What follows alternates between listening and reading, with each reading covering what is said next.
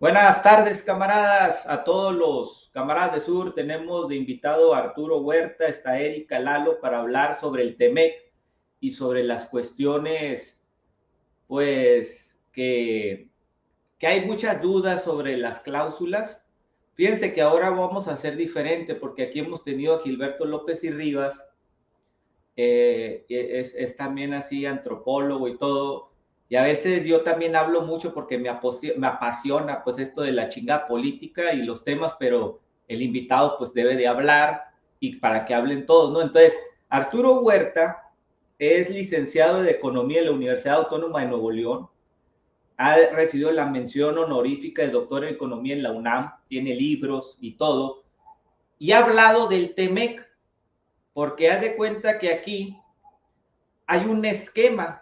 Bueno, se dijo que se iba a contar con un nuevo esquema que se necesitaba para incluir datos, ¿no?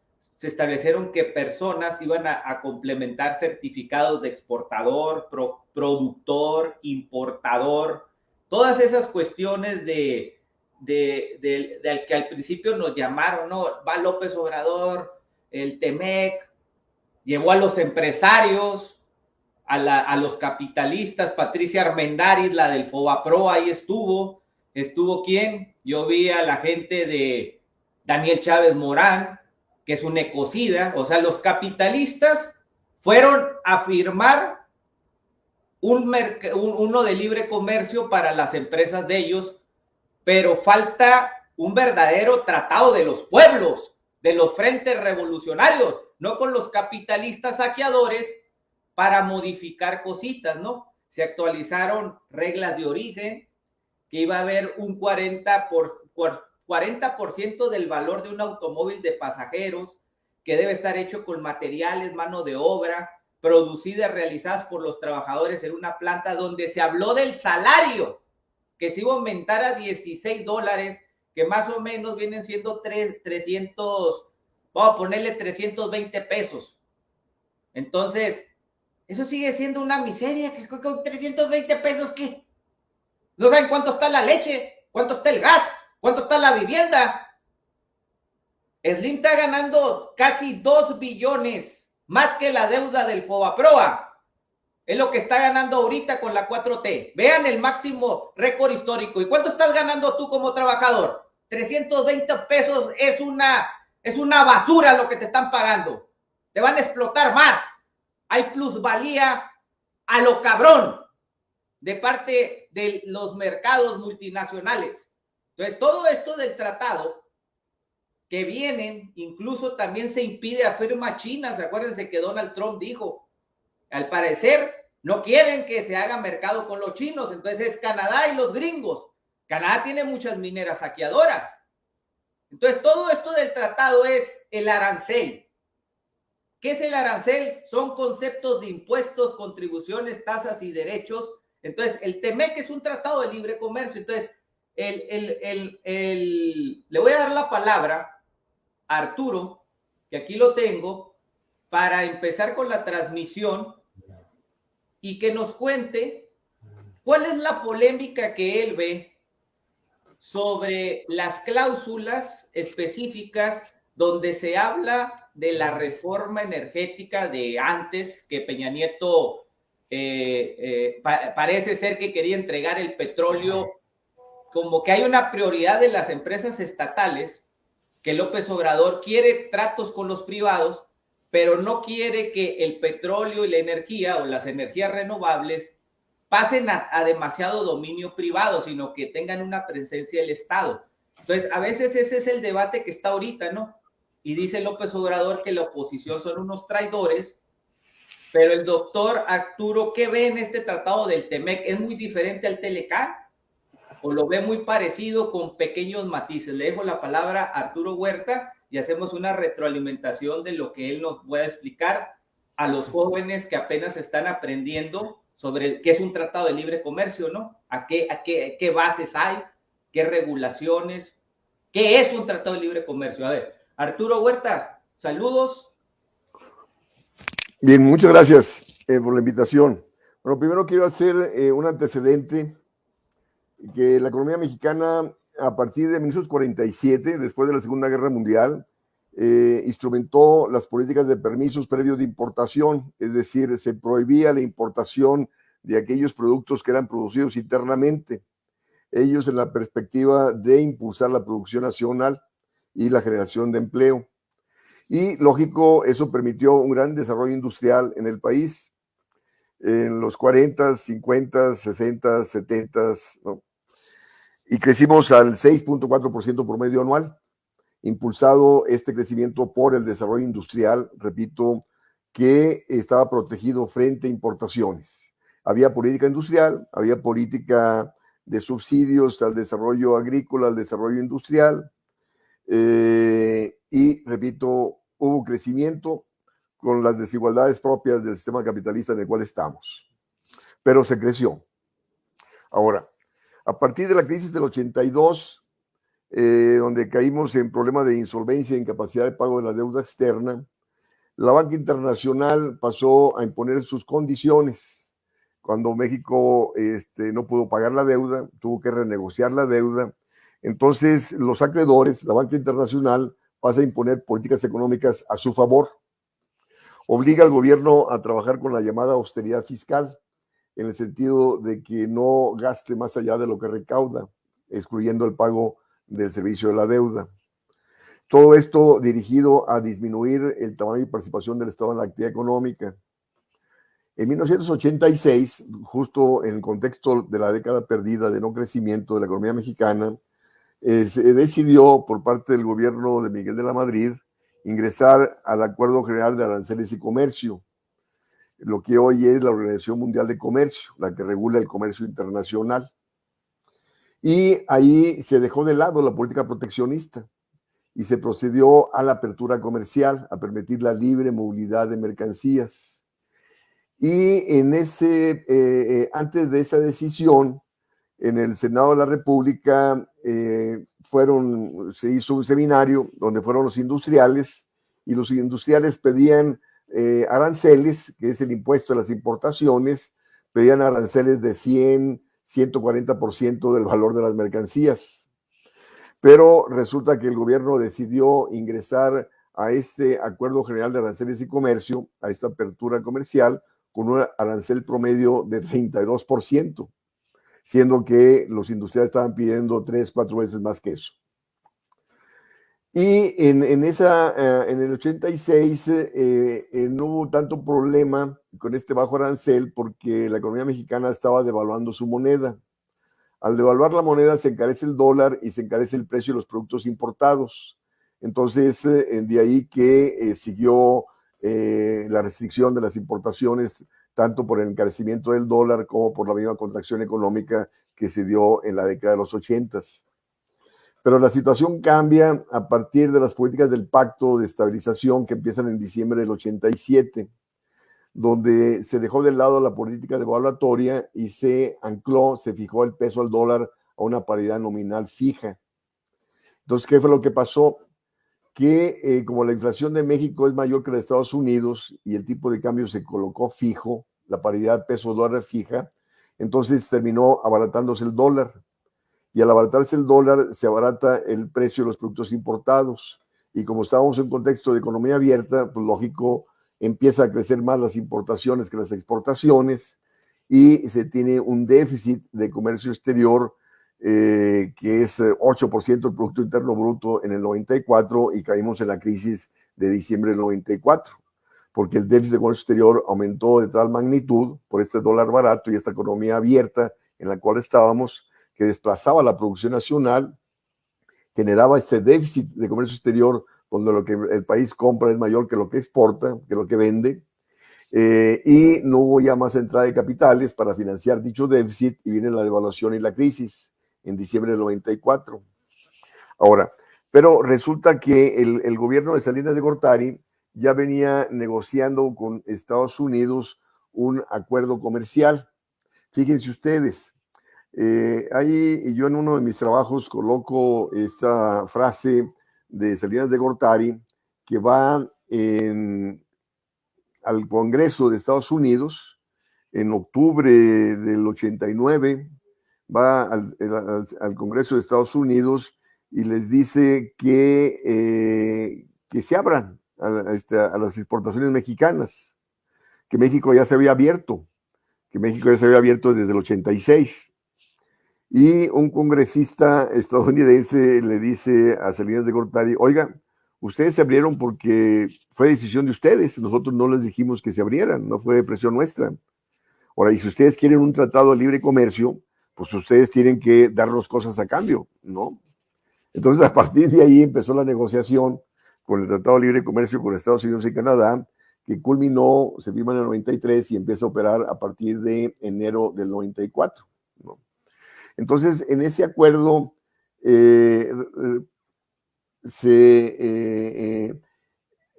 negocian, o sea, los aranceles que pasan a tener los diferentes productos. Y lógico, como México ya se había abierto, ya trabajaba con bajo arancel, pues tuvo que disminuir más los aranceles para que Estados Unidos aceptara una firma de un acuerdo de libre comercio con México. Entonces, de ahí que México pasó a ceder más, y logró que el sector agrícola fuera protegido por 12 años, pensando que en 12 años la agricultura mexicana iba a lograr los niveles de competitividad, de productividad de la producción agrícola de Estados Unidos, siendo que nosotros no teníamos ni tenemos política agrícola para impulsar la producción nacional. Pero bueno, entonces la cuestión es de que en estos acuerdos comerciales, ¿quiénes participan? ¿Quiénes negocian? ¿No? Como decía a Rafael hace un instante, ahí en esas negociaciones van las grandes empresas, ¿no? Y entonces, pues lógico, ¿cuál es el poder de negociación del gobierno mexicano o de los productores mexicanos frente al gobierno de Estados Unidos y frente a los productores de Estados Unidos? Pues en esas negociaciones, pues Estados Unidos impone sus condiciones a su favor. Entonces, de ahí que, repito, la economía mexicana se abrió tremendamente sin tener los niveles de productividad y competitividad para salir airosos dentro de ese contexto.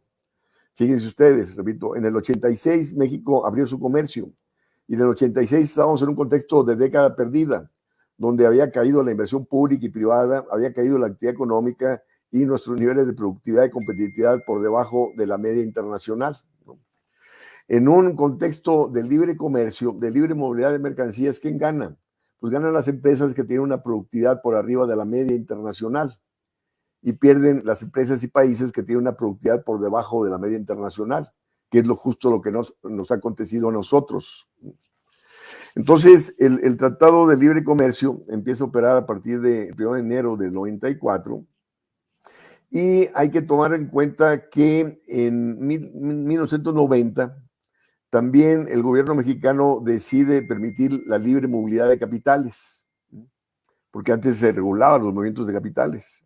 Entonces, a partir del 90 se permite que venga la inversión extranjera, tanto a invertir en la Bolsa Mexicana de Valores como a comprar deuda pública. Y esta libre movilidad de capitales exige que la moneda del país donde ellos pasan a invertir sea estable, ¿no? ¿Por qué? Porque si ellos ven que la moneda se puede devaluar, pues lógico, no invierten o se van y al irse devalúan la moneda. Entonces, no por nada, México instrumentó las políticas del pacto desde diciembre del 87. Esas políticas del pacto estaban dirigidas a bajar la inflación a través de ¿qué? De estabilizar el tipo de cambio, de colocarlo fijo, justo para mandar señales de confianza y estabilidad y rentabilidad al capital financiero para que viniera al país, ¿no? Porque la economía mexicana requiere de entrada de capitales para financiar el déficit de comercio exterior que te genera este contexto de libre mercado, de libre movilidad de mercancías, porque nosotros no somos competitivos, ¿no? Entonces, de ahí que han venido predominando políticas de alta tasa de interés en nuestro país y políticas de austeridad fiscal, donde el gobierno restringe el gasto público, circunscribe el gasto público en torno a sus ingresos tributarios, justo para evitar presiones de demanda sobre precios, y evitar mayor presiones negativas sobre el sector externo, que ese mayor gasto se traduzca en importaciones y esas importaciones lleven a déficit de comercio exterior que puedan desestabilizar el tipo de cambio. Y todas estas políticas que vienen predominando de apertura comercial, de libre movilidad de mercancías, de libre movilidad de capitales, de alta tasa de interés, de austeridad fiscal y estabilidad del tipo de cambio, todas esas políticas actúan en favor de ¿quién? De las empresas transnacionales. Y actúan en favor de ¿quién? Del capital financiero internacional, que viene aprovechando las altas tasas de interés, ¿sí?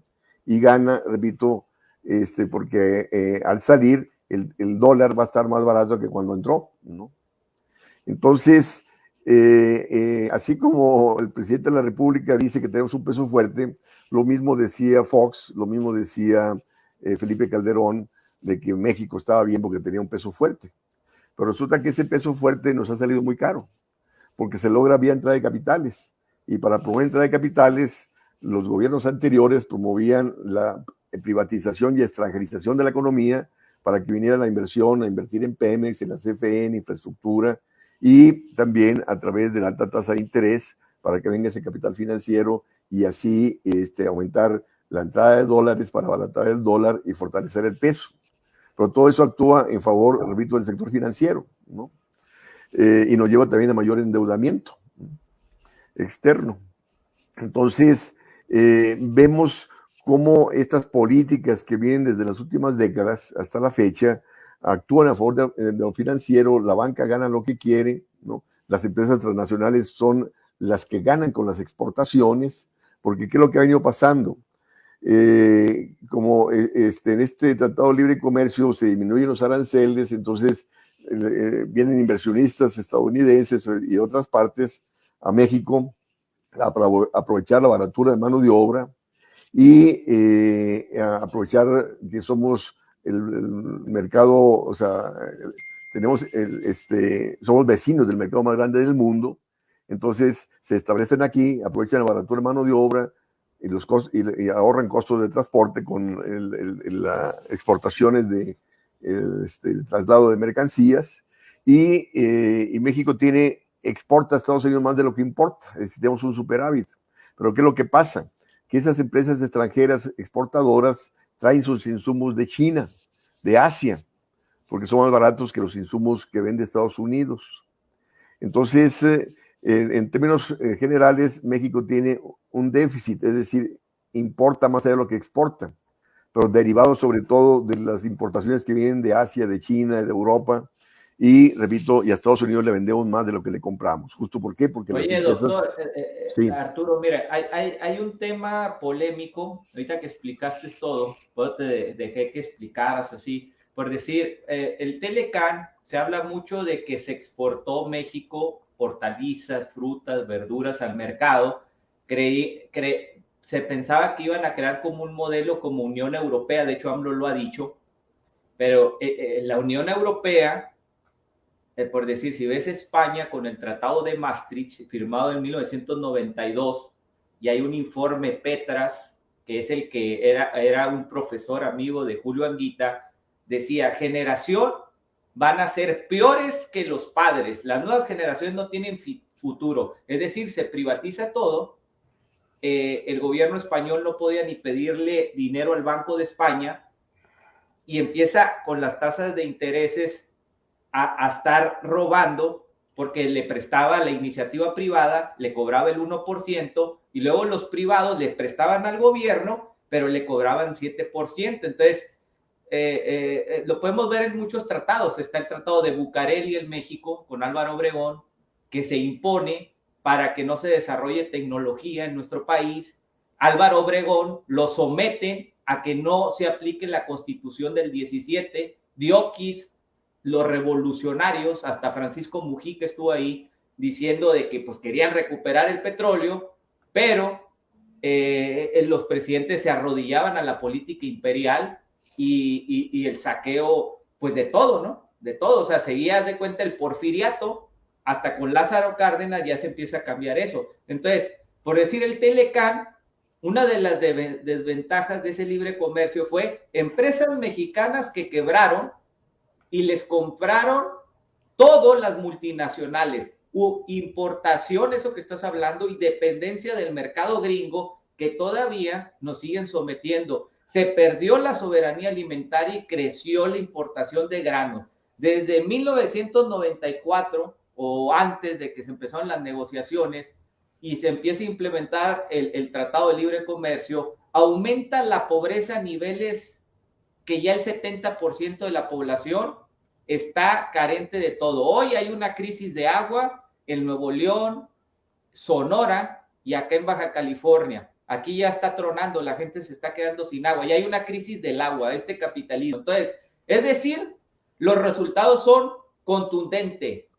Exportaciones, inversión extranjera aumentan, pero también aumentan la pobreza, desigualdad y no para. O sea, no garantiza la inversión extranjera los empleos necesarios, que se elimine la pobreza, hablan de mejorar los salarios con este TEMEC, que era una de las deudas, pero sigue siendo un saqueo. Entonces, por decir, está bien la crítica, ¿no? Está bien la crítica a este tratado, que sigue siendo libre comercio mercantil, pero ¿qué se propone? Por decir, yo propongo algo, ¿no? No sé, Arturo, ¿qué puede proponer? Por decir, si ustedes ven algo diferente que fue el ALBA, que era diferente al ALCA, que era área de libre comercio de las Américas para saquear, privatizar, endeudar, devaluar, narcoviolencia, todo unido, todo, haz de cuenta, en el mercado. Y el ALBA no. El ALBA lo que quería eran políticas a que se lograra ver los temas de salud, educación. Pongo un ejemplo, ¿no? Hay un, ¿cómo se llama? Un programa de Cuba que se llama Método de Alfabetización Yo Sí Puedo. ¿Qué quiere decir eso? Es un método para cada adulto para que pueda tener una pedagogía que pueda eliminar el analfabetismo en cada país. Eso les vale madre el Telecán, el TEMEC. O sea, se van a las ganancias de las grandes multinacionales, es todo. Entonces, ¿cuándo va a haber un verdadero tratado por decir, vamos a eliminar los analfabetas en el mundo o los países que hagan un tratado, un ejemplo? No les vale madre. En México hay más de 4, casi llegan a 5 millones de analfabetas mayores de 15 años, ¿eh? Y puede seguir en aumento, porque eso lo dice la INEGI. O sea, es un ejemplo, ¿no? Otro es el tema de salud, otro es el acceso de agua, otro puede ser hasta el medio ambiente. Hablan del PIB siempre, pero el PIB no garantiza una medición real de la pobreza y miseria de los pueblos. Hay otras mediciones de desarrollo. O sea, un ejemplo, ¿cuánta gente tiene acceso a agua de calidad? ¿Quién sabe? No tenemos. No te puedes tomar el agua esa. Aquí no te puedes tomar el agua, te enfermas y no tienes agua. Hay cortes. ¿No saben que aquí las colonias se quedan sin agua? ¿Cómo te vas a quedar sin agua? Y hablan de inversión extranjera, de empresarios. Entonces, lo que se necesita, en mi punto de vista, así como dice Arturo, es un verdadero tratado de las causas reales que necesita el pueblo, no las pendejadas que van los empresarios para las empresas y va Carlos Slim detrás del presidente López Obrador y antes Carlos Slim estaba detrás de Salinas y así se la llevan los pinches viejos nomás. Las ganancias para que sigan billonarios los mismos de siempre y jugarla con un falso nacionalismo como Echeverría, que se la jugaba de izquierda falsa, ¿no? No, o sea, vayan con los verdaderos frentes, los verdaderos tratados, son muy parecidos como lo que quería hacer Fidel Castro y Hugo Chávez en el ALBA. Por eso mandaron al carajo el ALCA, lo derrumbaron el ALCA, lo tumbó Hugo Chávez y Fidel, y ahora nos vienen a prometer casi lo mismo. O sea, yo veo a los mismos funcionarios, gabinete de López Obrador, dicen que está peleado con Romo ahora, pero el Tren Maya, por decir, ahí está Carlos Slim en el tramo 2, Germán Larrea, el gobernador de Sonora, se reúne con el Grupo México para que sigan saqueando las minas y el saqueo. Y los inversionistas extranjeros es saqueo, saqueo. Es mercantilista el tratado, jugándosela ahí con la energía, porque ahorita quiero tocar el tema con Arturo, con las cláusulas esas polémicas que se habla del Tratado de Libre Comercio. Entonces, Arturo, ¿tú cómo ves este tratado del TEMEC, así claramente objetivo? Va a eliminar la pobreza, o sea, el tratado de López Obrador, va a haber menos pobres, va a haber mejor trabajo, se va a hacer una soberanía alimentaria. ¿Qué es el TEMEC para ti? O sea, ¿es desarrollo regional o es, como dices, para los grandes empresarios y es solamente eso y todo es puro simulación?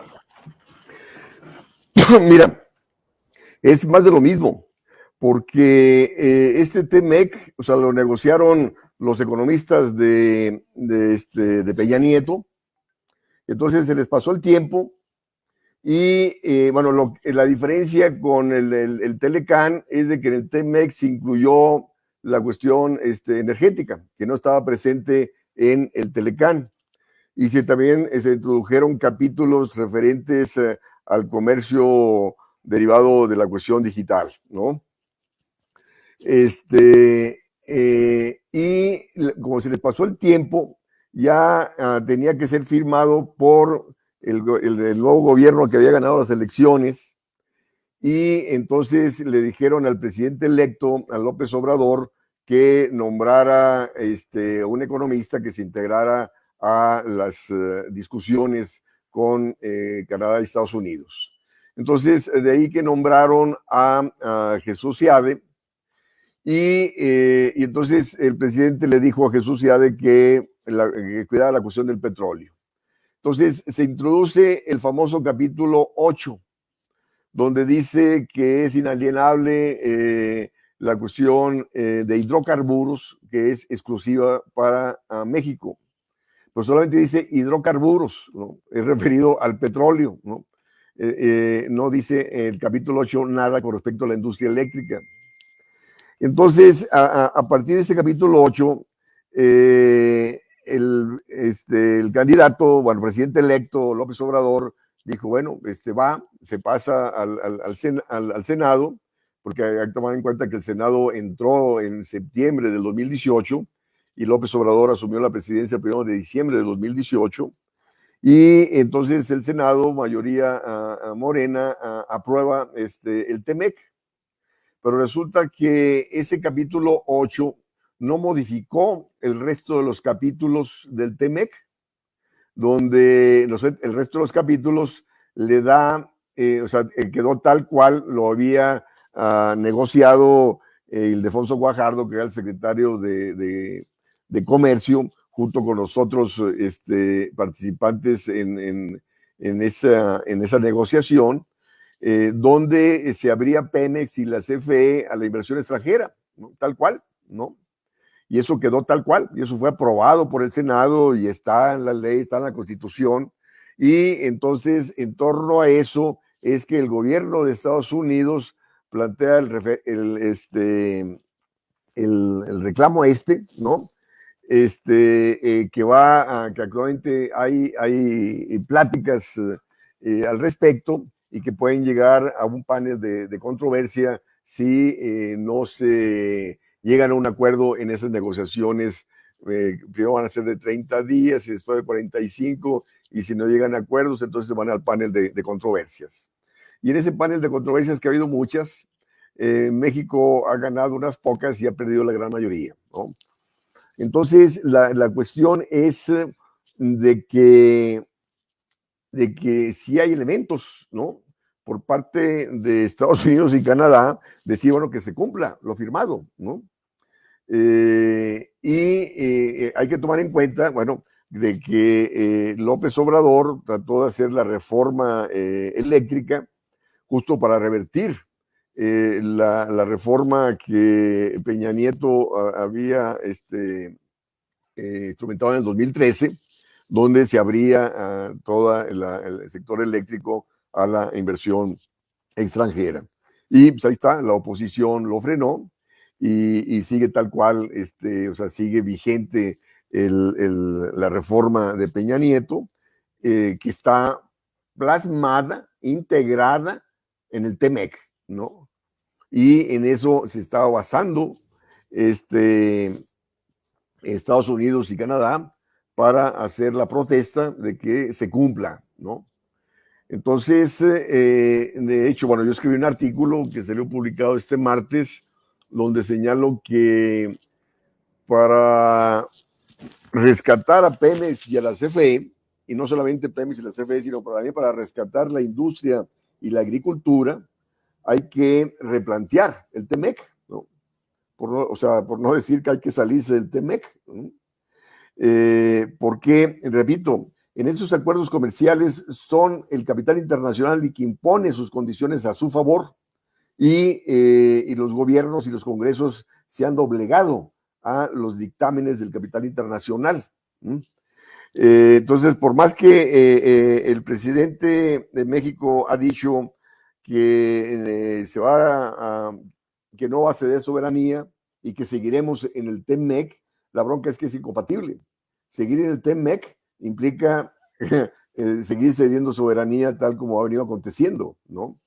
Entonces, si en realidad se quiere recuperar soberanía o retomar la soberanía, fíjense una cosa interesante o importante a resaltar. El TEMEC, o el Tratado de Libre Comercio, te impide tener política industrial, te impide tener política agrícola. Es decir, tal como ya se dijo, perdimos la autosuficiencia en granos básicos. Estamos importando más del 52% de los granos básicos que consumimos. Si bien el sector agrícola es superavitario, porque dentro de las exportaciones agrícolas ponen las agroindustriales, que incluye cerveza, incluye tequila, mezcal, bueno, ahí tan lógico, están los jitomates, están los aguacates, ¿no? Pero viendo la balanza de granos básicos, ¿no? Arroz, maíz, trigo, frijol, soya, etcétera, somos deficitarios. Repito, importamos el 52% de lo que consumimos, ¿sí? Y no por nada la inflación internacional de estos productos nos está afectando. Si nosotros fuésemos autosuficientes, pues no seríamos sujetos a la inflación internacional de estos bienes. Y no somos autosuficientes porque en esta política de economía abierta, nos decía Serra Pucci, que fue el que firmó el tratado el Telecán en aquel entonces, dice, no, dice, es más barato importar el trigo, el maíz, que producirlo internamente. Sí, pues con ese dólar barato que en el cual se trabajaba, pues lógico, era más barato importar que producirlo internamente, pero ahí están las consecuencias, ¿no? De que ahorita estamos importando caro, ¿no? Y ese dólar barato con el cual se ha trabajado mucho tiempo nos ha salido muy caro, porque se han tenido que establecer altas tasas de interés, austeridad fiscal, extranjerización de la economía para que venga el capital y así abaratar el dólar y abaratar el precio de los productos importados. Entonces no podemos seguir con políticas económicas que actúen a favor del sector financiero, a favor de las transnacionales y actúan en detrimento del desarrollo productivo, actúan en detrimento de la creación de empleo y actúan en detrimento de los salarios. Entonces, sí. Sí, perdón que lo interrumpa, doctor. Yo quisiera hacerle una pregunta.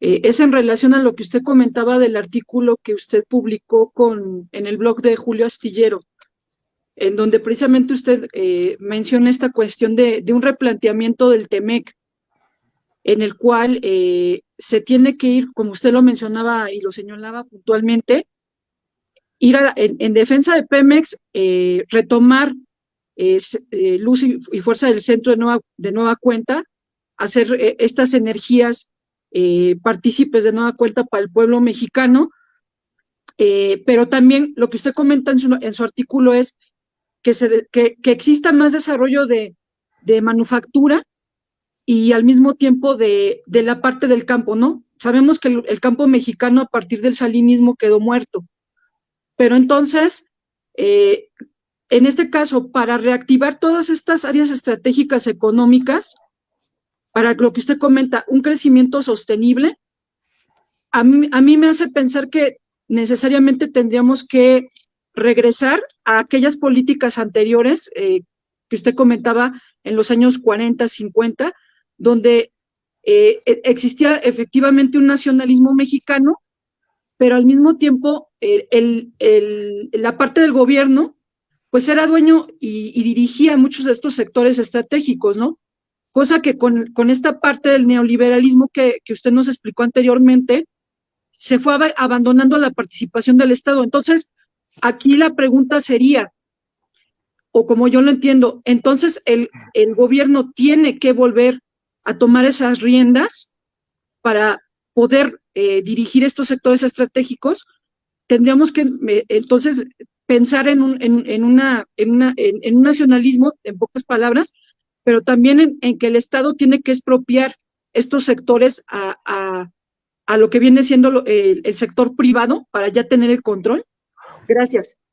Sí, mira, el problema en el cual estamos es de que el sector hegemónico, es decir, el sector financiero, las grandes empresas transnacionales, te controlan los medios de comunicación y predomina en el país una mentalidad neoliberal. En el propio gobierno predomina la política neoliberal. Por más que el presidente en cada discurso habla en contra del neoliberalismo, todas sus políticas son neoliberales. Él respeta la autonomía del Banco Central. ¿Y qué implica la autonomía del Banco Central? La autonomía del Banco Central le quitó el monopolio del dinero al gobierno. Es decir, el gobierno no puede financiarse con el dinero. Y al no tener el gobierno el control del dinero, pues no puede incrementar el gasto público. Tiene que ajustar su gasto a lo que recauda. Y esa es una política neoliberal, ¿no? De ahí que ha venido trabajando con austeridad fiscal. Oye, en un contexto donde cae el consumo y la inversión privada, tienes un déficit de comercio exterior que compramos más allá de lo que vendemos y eso te afecta a la actividad económica, el gobierno debe gastar lo necesario para contrarrestar esa caída de consumo e inversión privada, ese déficit de comercio exterior para reactivar la economía. Y no, dice austeridad fiscal y ahora vamos a la pobreza franciscana, ¿no? Que es no saber economía. O sea, esto viene a restringir más la actividad económica. O sea, ahí está el gobierno. Actualmente la Secretaría de Economía está negociando un acuerdo comercial con Inglaterra y otro con Corea del Sur. Siguen con políticas de libre comercio, sin hacer un balance de que estas políticas nos han llevado a tener menos industria. La industria manufacturera en 1981 era el 23% de la actividad económica. Actualmente es el 17% de la actividad económica. Repito, perdimos la autosuficiencia alimentaria. El 60% de la población económicamente activa está en la economía informal. Tiene bajos salarios, no tiene prestaciones laborales. Entonces, la actividad económica hoy en día, el segundo trimestre del 2022, es equivalente al Producto Interno Bruto del primer trimestre del 2017, ¿no? Tenemos un retroceso de 5 años y siguen las políticas neoliberales. Ahora, la cuestión es, sí, yo siempre he sido crítico del modelo neoliberal, pero ¿dónde está la fuerza política para revertir esto, ¿no? O sea, en la crisis de 2008-2009 se hablaba que el 99% era excluido, ¿no? ¿Ese 99% se manifestó en las calles? Pues no, ¿no? Nunca se va a manifestar el 99% de las calles, ¿no? Se manifiesta el 20%, bueno, fuera que se manifestase de perdido el 20%. Si el 20% se manifestase, habría cambios significativos en la economía mexicana. Sí, porque yo en varias entrevistas yo he dicho, la problemática va a seguir hasta que la gente salga a las calles. Y me han dicho, oye, está llevando a que la gente salga a las calles. Le dije, mira, es mejor que la gente salga a las calles a protestar, a demandar políticas de empleo, políticas de incremento de salarios, políticas de distribución de ingreso, a que la gente salga a las calles a delinquir, tal como ha venido aconteciendo en el país en los últimos años, ¿no? Entonces vemos la falta de conciencia política, ¿no? O sea, ¿por qué la gente delinque? ¿Por qué no tiene conciencia política? Si la gente tuviese conciencia política, estaría manifestándose en las calles para pedir políticas de empleo bien remunerado, para pedir política de incremento salarial, ¿no? ¿Por qué la gente migra? Igual, porque no tiene conciencia política para demandar al gobierno, al Congreso. Los partidos políticos no están respondiendo a los desafíos, a los reclamos nacionales, ¿no? Son centaveros todos los partidos políticos, ¿no? O sea, no hay proyecto de nación alguno. Ahí está toda la discusión ya con respecto al 2024. Viene una crisis tremenda en este país en el 2023 y 2024, ¿no? ¿No? Que ni se imaginan siquiera, ¿no? Y ya están pensando en el 2024, por favor.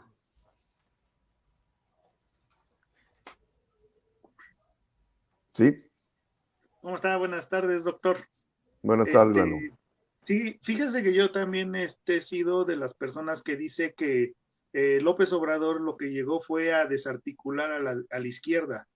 O sea, ¿a qué me refiero? Antes la izquierda tenía poder de movilización, ahora la izquierda está, según ellos, en las redes sociales, cuando pues en realidad no, las redes sociales pues, es pura gente de derecha. O sea, yo todos los youtubers estos que veo de Torruco, nosotros les decimos youtuber pedinches, ellos traen una retórica muy neoliberal, la misma que trae López Obrador, y ellos son los que están desarticulando poco a poco a la izquierda. La gente ya se está conformando con cualquier cosa, que es lo primero que les dicen. Oye, tú que te quejas si a tu abuelito ya le dan una pensión, o a tu papá le dan una bequita, a tu hijo ya le dan una beca en la escuela, pero el sector productivo, la gente, los que trabajamos día a día, no tenemos ningún apoyo de este gobierno. No importa que el niño tenga becas si el señor no tiene trabajo. El Tratado de Libre Comercio afecta directamente. ¿Por qué? Porque el rico, o sea, nosotros debemos de tener la conciencia de que el rico no hace tratados para beneficiar a la gente, hace tratados para beneficiarse a ellos mismos. O sea, esos tratados que se hacen entre ricos, pues es para beneficiarse entre ellos, y ahí llega la complicidad del Estado. O sea, cómo el Estado, cuando se origina el Estado se origina precisamente para defender al pobre del rico, pero aquí tenemos un Estado que defiende al rico del pobre. Entonces, este gobierno lo que ha estado haciendo perversamente es desarticular a la izquierda. Por eso dice, es que no los veo salir a las calles. Es que ya todos están viendo nada más al youtuber diciéndole qué es lo que tienen que hacer y cómo se tienen que conformar con los programas sociales que está dando López Obrador, cuando esos programas sociales también vienen dentro del TEMEC. O sea, de alguna manera el subirle el sueldo a la gente, en vez de ayudarle, lo que hace es fregarlos más. O sea, no estoy hablando yo de la explotación neoliberal, o sea, de que hay que bajarle el sueldo a todos, no. Hay que poner un salario justo para la gente, un salario medio donde todos ganamos precisamente que nos garantice nuestra supervivencia. Pero ahorita el Estado no está garantizando la supervivencia de los pobladores. Entonces, para mí este Estado ya no sirve, es un Estado fallido. Entonces, está haciendo tratados de libre comercio con estados fallidos. No puede existir eso. Claro que ellos no lo dicen. Ellos dicen, no, incluso hasta se hicieron tratados con Peña Nieto, que Estados Unidos consideraba que Peña Nieto era el presidente más corrupto de todo el país, de todo el mundo. Imagínense, o sea, ¿cómo no podemos esperar que este gobierno vaya a cambiar algo si trae a los mismos neoliberales de Peña Nieto, pero ahora ya les pusieron rostro humano, o ya les pusieron, ¿cómo le dicen? ¿Cómo le dice López Obrador ahora a los empresarios? Dimensión social. Le dice que ya tiene dimensión social, perdón, exactamente los mismos. ¿Cómo van a tener? Como con Peña Nieto no tenían dimensión social y eran unos ladrones, y ahora con López Obrador ya tienen dimensión social y ya se le quitó los ladrones, como si de una gripa se tratara. Bueno, esa es mi intervención. Oye, Lalo, espérate, ahorita que estás hablando de eso, y Arturo, pero hay un problema que está, haz de cuenta, por decir, ¿no? Un ejemplo, ¿no? Tatiana Cloutier, ¿es de izquierda o es de la Coparmex? Porque la familia de los Cloutier son de la Coparmex, o sea, son vendidos el maquillo, por más que lo inflen, y por más, a lo mejor el papá tenía un poco más de carácter, es todo así, pero sigue siendo iniciativa privada. O sea, el problema aquí es que, por decir, yo me la voy a jugar de izquierda, ¿no? Y traigo gente como Tatiana Cloutier. Ahorita hablaban del banco de Bancico, que está dependiendo muchas cosas que no puede hacer el gobierno. Son políticas neoliberales. A ver, del gabinete, ¿quién es de izquierda real? ¿Rogelio Ramírez de la O? Pues el que más se la juega. Manuel Barlet, que también se la juega, pero estuvo en una época con De la Madrid y se la juega. O sea, aquí lo que estamos viendo, un ejemplo, ¿no? Si este gobierno tuviera lo mejor, por decir un Arturo Huerta, en una área específica para contrarrestar a la iniciativa privada, o alguien así con formación más de izquierda marxista, pero real, no payasadas, pues a lo mejor este gobierno tuviera una contraposición a la iniciativa privada, pero Alfonso Romo, desde que llegó López Obrador, lo nombró jefe de la presidencia. ¿Y cómo va a cambiar el neoliberalismo con eso? El Fobaproa no se ha tocado. Hizo una consulta contra los expresidentes, cuando antes los expresidentes hacían decretos sin pasar por el Congreso. ¿Cómo se nacionalizó la industria eléctrica? Por un decreto. ¿Cómo se expropió el petróleo? Con un decreto. Si el López Obrador hubiera querido derogar verdaderamente la reforma eléctrica, hace un decreto.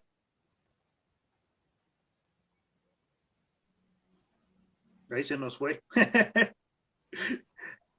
Bueno, pues sí, ya estábamos hablando de los decretazos, ¿no? Ahí está. Censuró el pinche capitalismo del Slim, yo creo. Ya valió madre, espérense.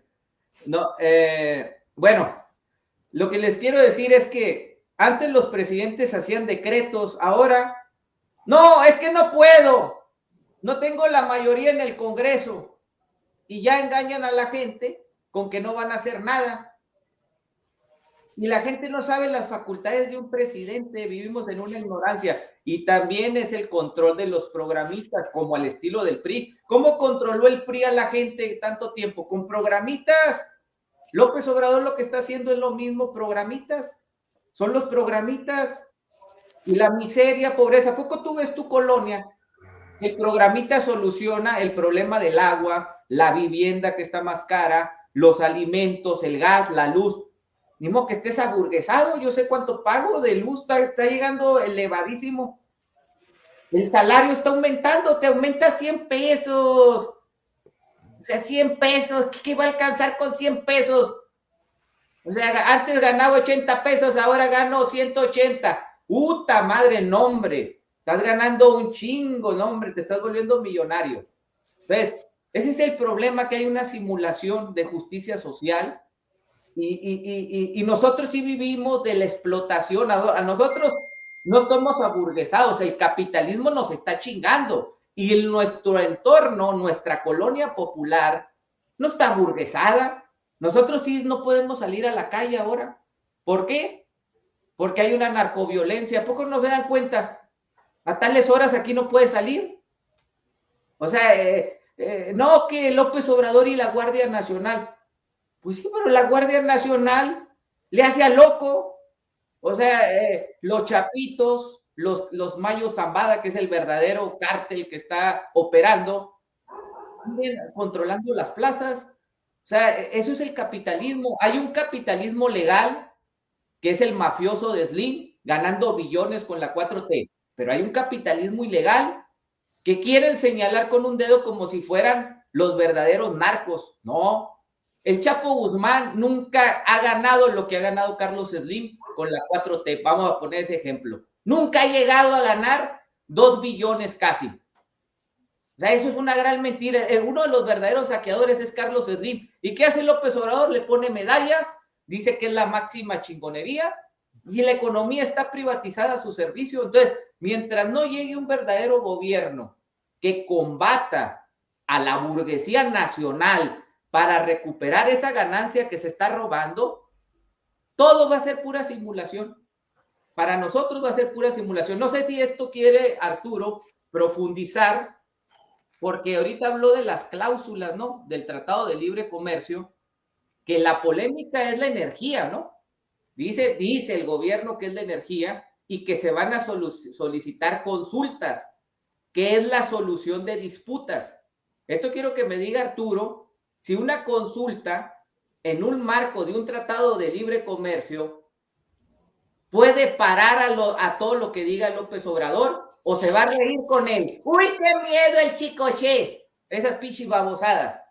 Porque está firmado estos tratados de libre comercio donde las partes, ya sea Estados Unidos, quieren el mercado energético y que ellos puedan meter a su sector privado. Estados Unidos no existe Estado, es una corporación, son los de BlackRock, son las acciones que ellos tienen. Ahí la polémica del capítulo 8, que habla del reconocimiento de la propiedad directa que supuestamente López Obrador está luchando por los hidrocarburos, que no se toque el petróleo y que sea como una especie de defensa del Estado.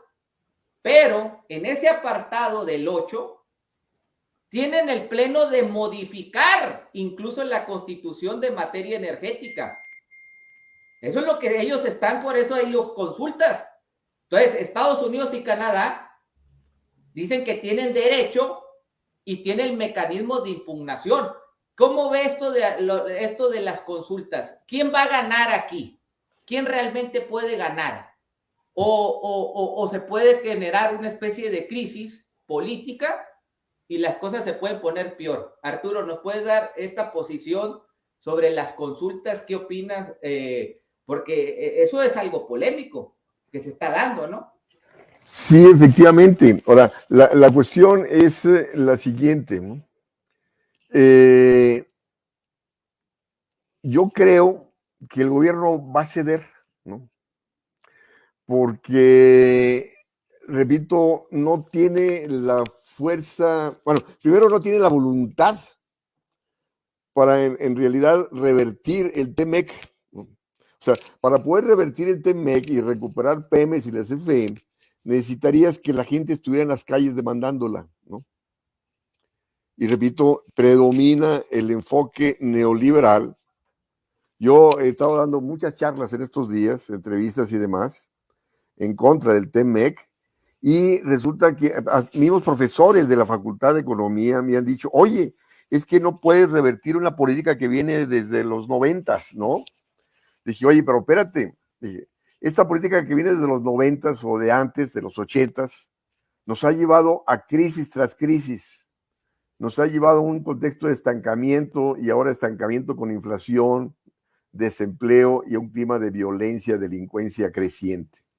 No puedes mantener políticas económicas que no cumplan los objetivos trazados. Se nos dijo que con estas políticas México iba a las grandes ligas, a las ligas mayores, íbamos a crecer, se iba a disminuir la diferencia entre México y Estados Unidos, y nos ha llevado a todo lo contrario, ¿no? Entonces, pero el problema, o sea, es de que esos excluidos, grandes excluidos, repito, no están en las calles, ¿no? Cuestionando esto, ¿no? Demandando un cambio de rumbo. Estos excluidos no están demandando el manejo soberano de la industria eléctrica y petrolera para el país, ¿no? Los productores agrícolas no están demandando política agrícola para lograr la autosuficiencia de granos básicos. Los industriales, ya no tenemos industriales nacionales, ahora los industriales son extranjeros, ¿no? Entonces, de ahí el por qué no tenemos política industrial alguna, carajo, ¿no? Entonces, estamos, repito, en una situación, en una encrucijada, en una, sin salida, vaya, ¿no? Repito, porque el gobierno, para poder negociar en mejores términos con el gobierno de Estados Unidos y Canadá para la defensa de Pemex y la CFE, tendría que tener a la gente en las calles demandando eso, ¿no? Y como ya se dijo, López Obrador no manda a la gente a las calles. De hecho, cuando fue presidente del PRD, jamás convocó a la gente a las calles. ¿Justo por qué? Porque quería ser bien visto por el gran capital de que era una persona ecuánime, no o sea, no escandalosa, etcétera, etcétera, ¿no? Y históricamente los cambios aquí y en todas partes se dan en las calles, ¿no? Entonces, la bronca es esa, ¿no? Para poder ganar en esas controversias, para poder recuperar Pemex y la CFE, ¿no? La gran sociedad tendría que estarlo demandando. Pero predomina, vuelvo a insistir, este enfoque neoliberal, que todo el mundo dice que sí, que está muy bien el TEMEC, que sí, que hay que permitir la inversión extranjera, que porque supuestamente va a bajar costos, que la competencia, que la energía alternativa, la energía limpia, y que la fregada es lo que predomina, ¿no? Y esas discusiones las tengo yo en la UNAM a cada rato, porque ahí predomina el neoliberalismo, tal como dijo López Obrador, ¿no?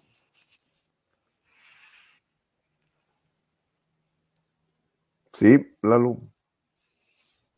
Hay otro capítulo, Arturo, del capítulo 22, no sé si también lo que le llaman empresas propiedad del Estado y monopolios, que se plantea que las actividades comerciales, le llaman EPE, que se realicen bajo los principios de no discriminación y consideraciones comerciales, y que también apunta a regular subsidios, que López Obrador dice que no quiere dar subsidios a las grandes empresas. Y también lo del asunto de los 75 días, que Estados Unidos va a hacer esto de las consultas, la diferencia, y si no puede llamar al establecimiento de disputas en esos 75 días, pues puede haber incluso pérdidas de México de miles de millones de pesos, porque el que más pierde con la dependencia gringa, pues es México, ¿no? Como está. Si fuera otro líder, como dice el señor, que expropiara, que jalara las masas,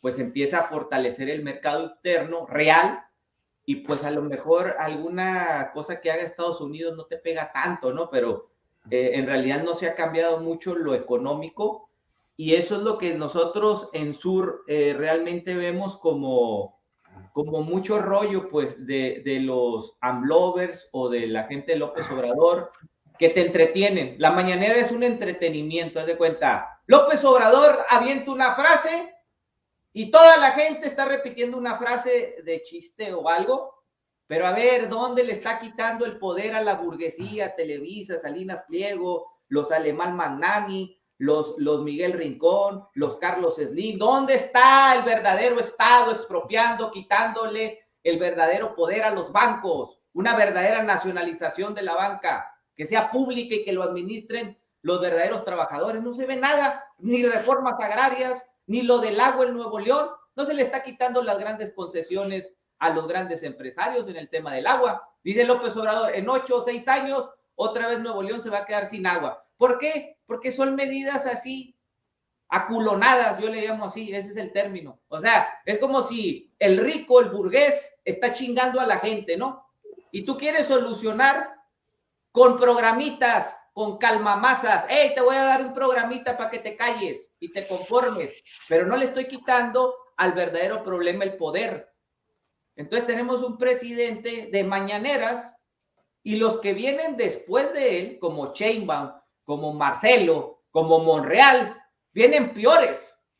Viene más la falsa izquierda y menos van a convocar a las masas. Por eso nosotros estamos invitando a eso, a la movilización, a estar recorriendo el país y decirle a los morros, ¡ey! Eso no es izquierda, no tiene nada que ver con ser marxista. El marxista revolucionario apoya el proyecto del trabajador. No anda jugando con el Slim, no anda jugando con los burgueses, haciendo un proyecto así que siguen las privatizaciones, pero soy marxista. No, hombre, soy bien marxista. El marxista, el comunista, es un revolucionario auténtico, que sabe lo que es la explotación y lo nace del corazón. No anda con pinches mamaditas obradoristas de vendepatrias.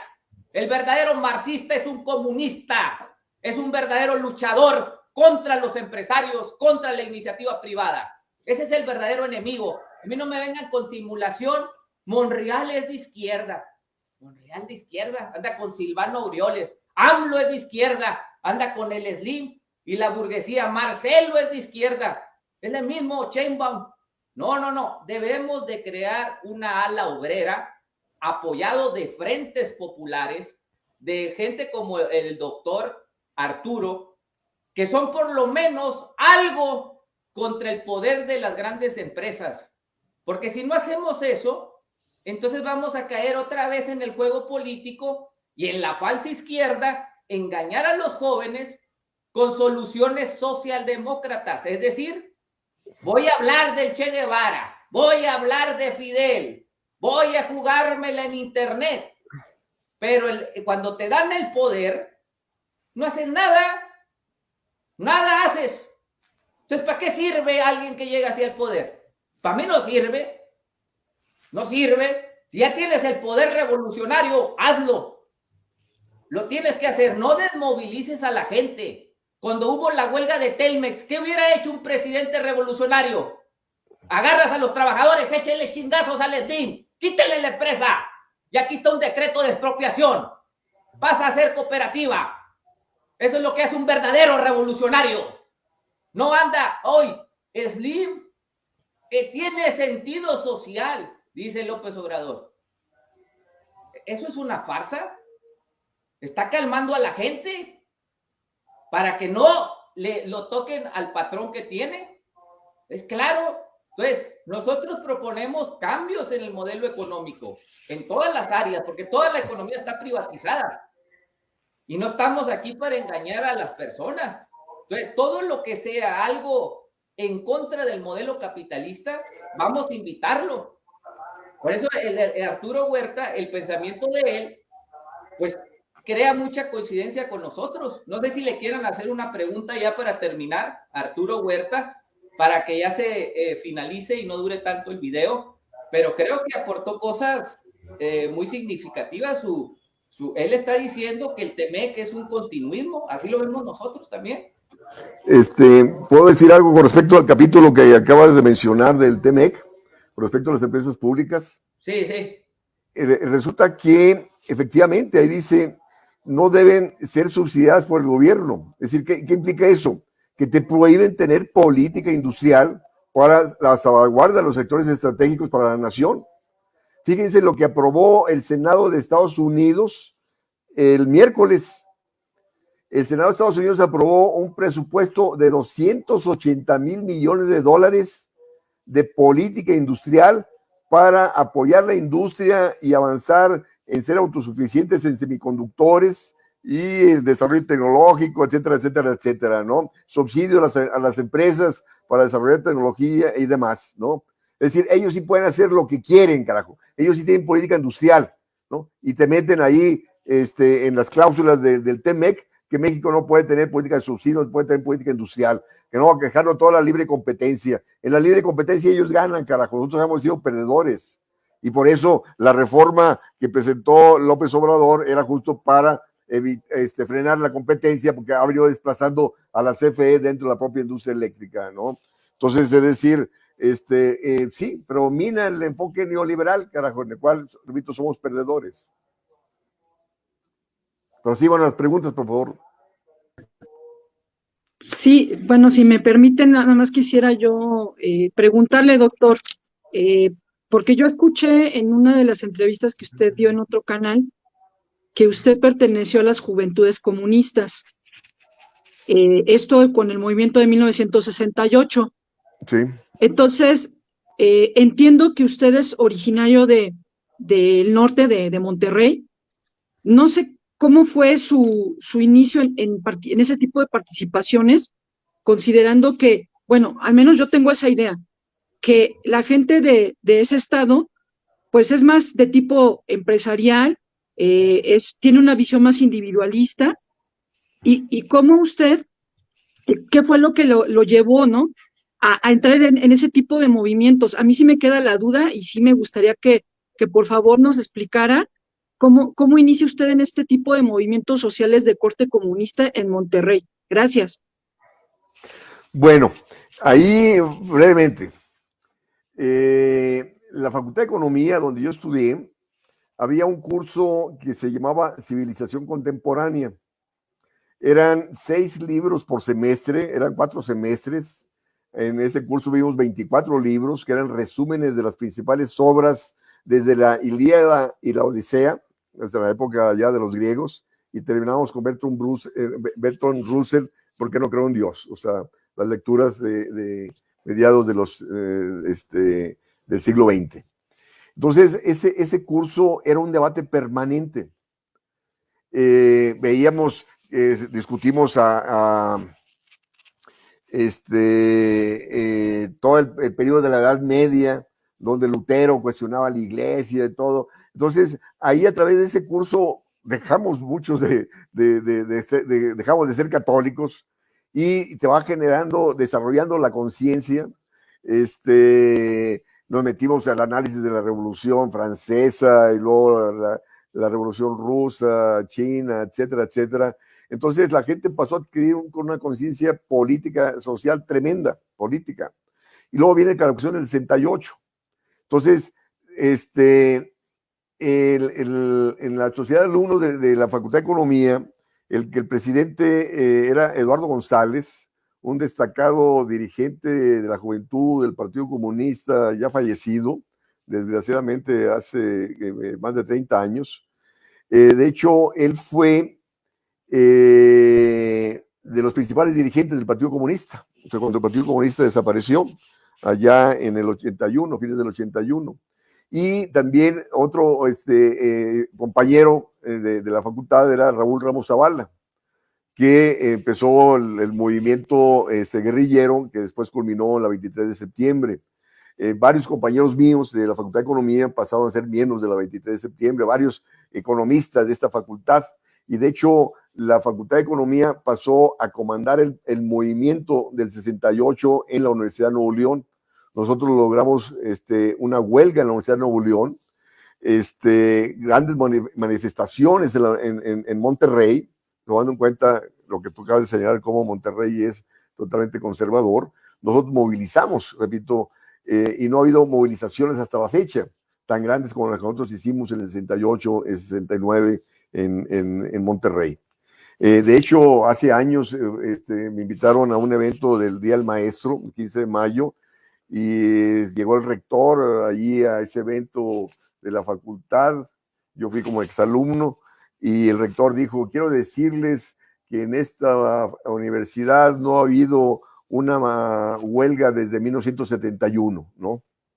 Y yo dije: pues, ¿de qué universidad estás hablando? No, universidad que no tenga una huelga desde el 71, carajo, no es para vanagloriarse, ¿no? Sino siempre decir tú, pues, qué pinche universidad, ¿no? Y de hecho, la Universidad de Nuevo León se ha privatizado, son las cuotas, es una universidad pública, pero las cuotas son estratosféricas, ¿no? Repito, pero sí, el 68 fue un parteaguas, ¿no? Y la juventud comunista creció bastante, y repito, y derivó, varios de sus dirigentes derivaron en la guerrilla, y yo me fui a Chile en febrero del 70, yo terminé la carrera en octubre del 69, y me fui a estudiar la maestría a Chile, porque la izquierda había ganado la universidad en Chile, o sea, la Facultad de Economía, mejor dicho, la Facultad de Economía, y el posgrado era de izquierda. Allá pasé, en mi licenciatura no veíamos a Marx, solamente lo veíamos a través de un capítulo de la historia del pensamiento económico. En cambio, en la maestría allá en Chile, en la maestría de Economía, el primer semestre, el primer tomo del Capital, segundo semestre, segundo tomo del Capital, tercer semestre, tercer tomo del Capital, ¿no? Y estaba toda la izquierda latinoamericana, o sea, no, yo llegué en febrero del 70, Allende gana las elecciones el 4 de septiembre del 70, y los profesores míos pasan a ser miembros del gabinete. Pedro Buscovic, que era el director del Instituto de Economía, del cual dependía la maestría, pasó a ser el ministro de Economía. Varios de mis profesores pasaron, uno de ellos ser subdirector del Banco Central, y ocupar grandes cargos, ¿no?, de dirección del proceso revolucionario en Chile, ¿no? Entonces, Chile me marcó. Yo viví 3 años y medio. Yo llegué en febrero del 70 y regresé el 1 de agosto del 73, un mes, 10 días antes del golpe, regresé a México, porque empecé a trabajar en la Universidad de Puebla a partir del 1 de agosto del 73, y el golpe fue el 11 de septiembre del 73. Entonces, así como me marcó el 68, pues me marcó el proceso chileno, ¿no? Y estuve hasta el Partido Comunista hasta que desapareció, fines del 81. De hecho, yo fui a la escuela de cuadros del PECUS, el Partido Comunista ruso. Yo fui en el 81 a la escuela de cuadros, y estando allá fue cuando desapareció el Partido Comunista y pasó a ser PSUM. Y entonces hubo una asamblea justo donde yo tenía que justificar por qué habíamos dejado de ser comunistas para ser el Partido Socialista Unificado de México, y todas las críticas. Los únicos que nos apoyaron fueron los comunistas italianos, ¿no? Pero los rusos nos criticaron, etcétera, etcétera, etcétera, etcétera, ¿no? Y yo era el que iba amando el comando del grupo de 6 que habíamos ido a esos cursos, ¿no? Pues muchas gracias, doctor. Fíjese que yo lo que le quería comentar es que con estas políticas como son el TEMEC, López Obrador nos muestra pues su cara que tiene, ¿no? Su cara de capitalista, de neoliberal, con las políticas de las mañaneras y de tener a toda la prensa compactada en un solo frente de derecha, pues nos muestra que es de derecha. O sea, no hay nada que nos diga que López Obrador es una persona de izquierda. Incluso cuando toma la presidencia López Obrador, dice que ya no va a haber más movilizaciones en México, porque ya no son necesarias, según él. Entonces, yo lo que veo es que López Obrador realmente viene como a desarticular a la izquierda, si es que había una cierta izquierda articulada, ¿no? Viene a desarticular a la izquierda y la viene a como, pues, no sé si hay otro término, pero no sé cómo se diga, pero para mí viene a pendejar a la izquierda, a hacer los pendejos. ¿Por qué? Porque trae las políticas, ¿no? Y dice, no, esto es de izquierda, y estas son mis políticas, y esto va a hacer que el país vuelva a ser del primer mundo, cuando en realidad pues, estamos viendo que todo lo contrario, ¿no? Más pobreza, más desigualdad. Estamos viendo que pues cada día los ricos son más ricos y los pobres son más pobres, lo que a mí se me hace totalmente neoliberal. Y entonces aquí la pregunta, ¿no? Si usted coincide con nosotros que pensamos que realmente López Obrador viene a desarticular a la izquierda y que no es un presidente de izquierda como tanto lo quieren vender los mismos obradoristas, ¿no? Esa sería mi pregunta para usted. Mira, él me conoce, él me conoce muy bien. Bueno, yo estaba en el PRD. En el 96 yo me voy en año sabático a Inglaterra y regreso, y yo era miembro del Centro de Estudios Económicos del PRD, ¿no? Pero cuando regreso, él ya estaba de presidente del PRD, y resulta que me excluye. Estaban haciendo la plataforma económica para la campaña del 97, donde Cárdenas ganó aquí jefe de gobierno del DF, y me excluye del centro de estudios por considerarme un economista radical. Y contrata a Carlos Ursúa y a Macario Schettino, que eran profesores del Colegio de México, los contrata para hacer la plataforma económica de la campaña del 97. Y un periodista conocido de Excelsior me dio 2 páginas del Excelsior donde critico yo punto por punto la propuesta que tenía el PRD para la campaña. Y supe que López Obrador se encabronó tremendamente porque como yo criticaba al PRD, ¿no? Y luego también en ese mismo 97 aparece un libro mío criticando al FOBAPROA. Y en el último capítulo de ese libro critico la propuesta del PRI, PAN y PRD, que ninguno encaraba de raíz el problema, ¿no? Y también se enojó que por qué yo criticaba al PRD, ¿no?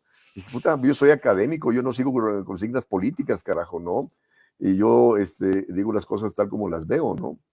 Entonces, y luego la última, en el 2004, era jefe de gobierno y saca un libro de eso del Proyecto Nación, y lo presenta en el Museo de la Ciudad de México, y estaba repleto. Estaba Jacobo Zarbudowski en primera fila y estaba llenísimo, ¿no? Entonces viene la ronda de comentarios y preguntas. Y entonces yo levantaba la mano y nada, que me la daban, ¿no? Entonces me formé donde estaba la gente ahí hablando, y seguía yo, y suspendieron las preguntas, ¿no? Y yo, como buen norteño, ¿no? Porque yo grité a viva voz, ¿qué? Le dije, no hay lugar para comentarios críticos, pero sí a viva voz, ¿no? Y entonces López Obrador dijo, sí, denle la palabra, ¿no?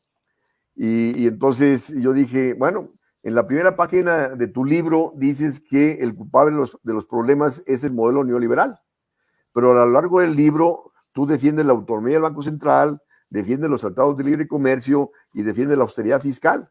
Dije, y esas son políticas neoliberales. Dije, ¿qué es lo que vas a hacer cuando llegues a ser presidente?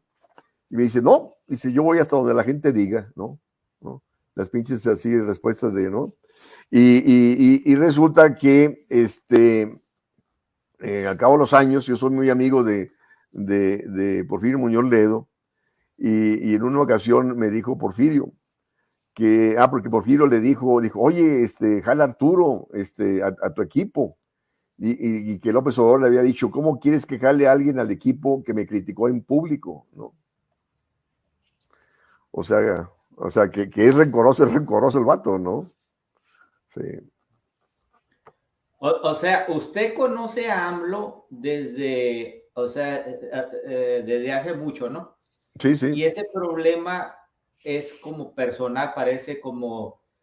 A mí esas cuestiones de AMLO que a veces agarra personal, así, por decir Muñoz Ledo también era su amigo, y luego se pelearon, y parece que con usted también, hablé con Gilberto López y Rivas, no sé si lo conozca usted, Sí, claro. también hay un conflicto así como personal. Él se lleva mucho con, pues con nosotros, así, platica también y es crítico. Y también estuvo en la formación del PRD, pero no le gustó.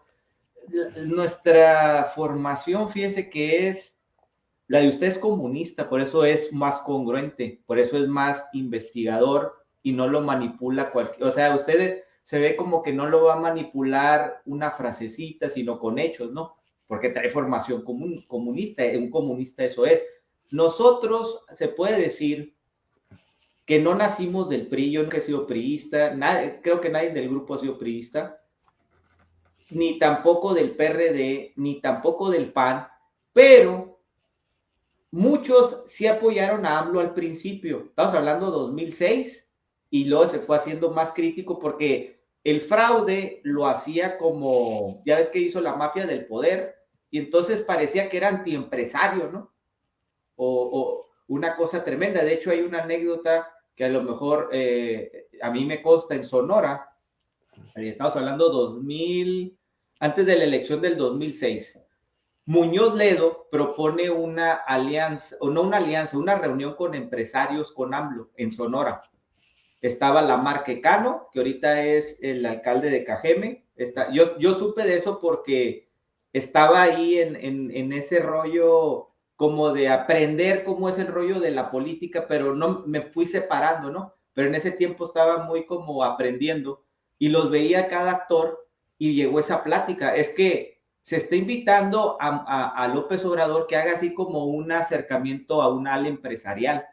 Y López Obrador ahí se negaba, porque decía que era vender los principios, y en el 2006 aparentemente la jugaba con que no se reunía con ciertos empresarios, y luego en el 2012 empezó a cambiar, ¿no? Es cuando empieza a entrar Romo, y ya para el 2018, haz de cuenta que ya era súper mega empresarial disfrazado de muchas cosas. Entonces, nosotros rápido también vimos que este señor estaba engañando a las personas, pero nosotros somos jóvenes, pues, y si somos comunistas, no seguimos por fe ciega a un líder que se está vendiendo para nosotros, ¿no? Entonces, usted lo vio desde antes, porque lo conocía.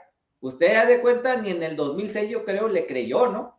De que iba a ser algo de izquierda, o sí se le hacía que López Obrador en el 2006 podría llegar a un progre o a una cuestión así un poco más de expropiar alguna empresa como Televisa, porque había un pleito con Emilio Azcárraga muy fuerte, ¿no se acuerda que le hizo una marcha, yo tomé aquí Televisa, tomé en mi tierra Televisa, pero López Obrador y tomar es tomar las instalaciones, o sea, es llegar con gente y tomarlas para que den la información, por decir, de un fraude electoral del 2006 o alguna cosa contra la burguesía, ¿no? Y López Obrador, no me acuerdo si fue 2008 o 2007, cuando va a Televisa y se avienta un discurso que dice fábrica de mentiras, dice, es una fábrica de mentiras. Y parecía que era anti-Televisa. Ahorita, ¿quién va a creer que es anti-Televisa?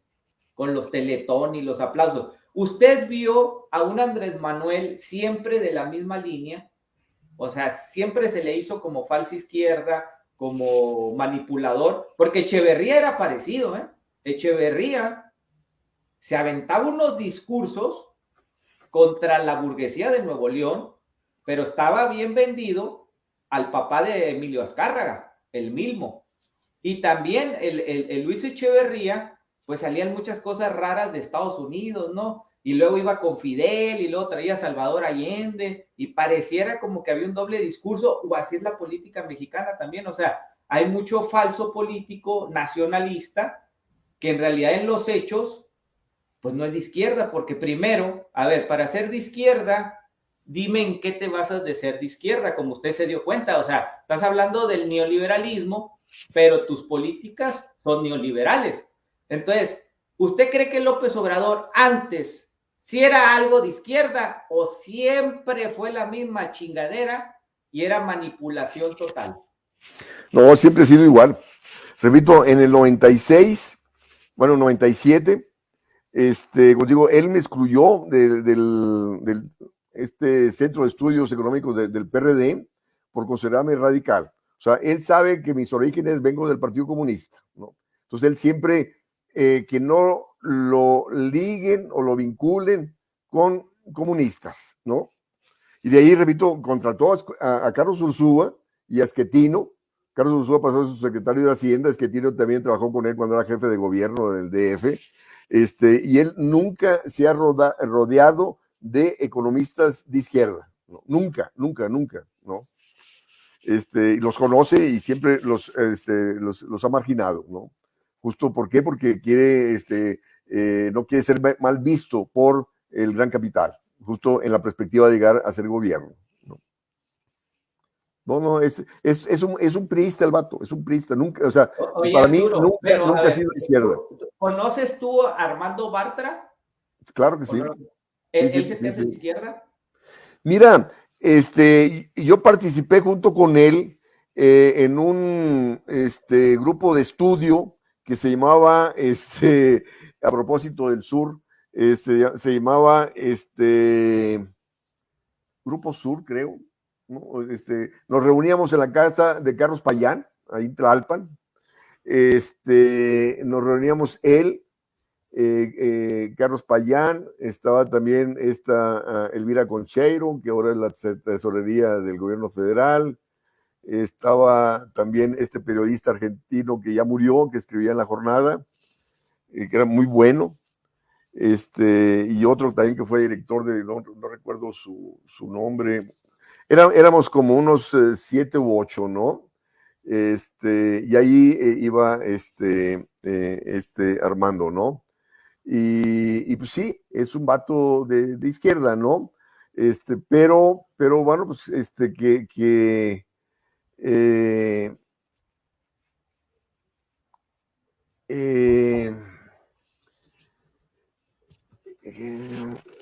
pues sí, es de izquierda, ¿no? Pero Pero peque zombie, como de closet. Pues sí. No, Sí, porque también ahí está Enrique Semo. Enrique Semo también está ahí junto con él, ¿no? Que viene también del Partido Comunista, ¿no? Pero bueno, pues lo ha metido en cultura y de economía. Enrique Semo no sabe nada, ¿no? Es historiador, ¿no? Pero bueno. Bueno, entonces vamos a terminar con esto. Sí sería bueno otra, por decir, ya más anecdótica, diría, sobre su cuestión de vida personal, cómo se fue haciendo comunista, qué vivió. Yo me hice comunista leyendo a Fidel Castro, así. O sea, yo me hice leyendo a Fidel Castro. Puede ser en secundaria. Y tuve un tío que era comunista. Entonces, a mí nunca me dio miedo el comunismo, lo entendí a la perfección. Pero podemos hacer algo así anecdótico, así, pues, propuestas, incluso propuestas, crítica, y ver qué podemos, para que usted esté participando y más gente le pueda preguntar y traer ahí coincidencias o empezar así intercambios de punto de vista. Yo creo, para que no dure tanto el video, ¿tienen alguna pregunta, Erika, Lalo, sobre Arturo? Porque a mí me queda claro ya su posición, ¿no? O sea, él trae formación comunista, López Obrador lo relegó. Es cierto lo que dice él. No sé, ¿qué opinión tienes de Arturo Herrera? Pues es neoliberal, es neoclásico. Y ahí lo traía hasta en el DF, ¿no? Sí. Creo que como secretario. Entonces, eso es lo que también vemos. Cuando López Obrador nombra a Alfonso Romo, ¿no se te hace una sorpresa? Ya sabías que así era López Obrador. Si ustedes entran a la página, ahí en la Jornada de Oriente, ahí hay cientos de artículos míos, porque escribo cada semana, de la Jornada de Oriente desde hace muchos años, y con Julio Estillero, bueno, más reciente. Tengo un montón de artículos criticando a este güey de Romo, ¿no? Por sus posiciones neoliberales. Sí, Oye, sí. Arturo, espera, tu última pregunta. Alfonso Romo, lo que dicen que lavaba dinero con Pinochet, ¿es cierto o es mito eso? Eso no sé. Pero No sé. por decir, cuando Alfonso Romo era aliado a Salinas, ¿también estaba metido en cosas como el Fobaproa o eso se exageró? O era también así como un oligarca como ahora vemos un Germán Larrea. Es que yo estaba muy chico, o sea, no me tocó si Romo era realmente un oligarca poderoso, porque lo metían así a veces como en fraudes, ¿no? Ves así cosas de investigación del pasado y parece que Romo era como un Salinas Pliego en ese momento, ¿no? No, y de hecho, él es rico por su esposa. Y al parecer el mismo suegro, al parecer él defraudó al suegro que era el rico, ¿no? Entonces, Sí. de hecho, hay un pleito ahí, Los de Garza años. Laguera, esos, ¿va? Son los Era, de los Garza era, Asada, Garza Laguera, esos, ¿no? era Caldero, de apellido, bueno, no sé, pero algo así, o sea, Sí, no tengo son muy los que claro. están legados a la cervecería, Cuauhtémoc, todos esos Sí. linajes del grupo Alfa. Bueno, vamos a terminar esto y hay que darle marcha para que Arturo esté en otra transmisión. A mí me pareció bien, porque he visto mucho lambiscón a la 4T disfrazado de izquierda y parece que él no es de esos disfrazados, dice las cosas como lo ve y tiene mucha experiencia e historia, ¿no? A mí me parece como que se puede charlar en confianza con Arturo. Bueno, les mando un saludo. No sé si quieras terminar con alguna cosa, Arturo. Te dejo. Les recomiendo este libro. Espérame, dejo que usted termine. ¿Lo alcanzan a ver? Es mi más reciente libro, La economía mexicana en la trampa de la continuidad neoliberal, política económica y sector externo. Está publicado por la UNAM, y creo que está también en forma digital, o también, o si lo compran en papel, la UNAM se los manda sin costo alguno de envío. Es cuestión la página es www.libros.unam.mx y ahí encontrarán varios de mis libros. Y aquí analizo cómo toda la política del actual gobierno es neoliberal. Por eso desde ahí el título, En la trampa de la continuidad neoliberal. Y los resultados son los mismos, ¿no? De ahí el porqué del estancamiento con inflación, creciente desigualdad, etcétera. Bueno, un saludo, Erika, Arturo, y nos vemos. Bye. Ok, Gracias. gracias. Adiós.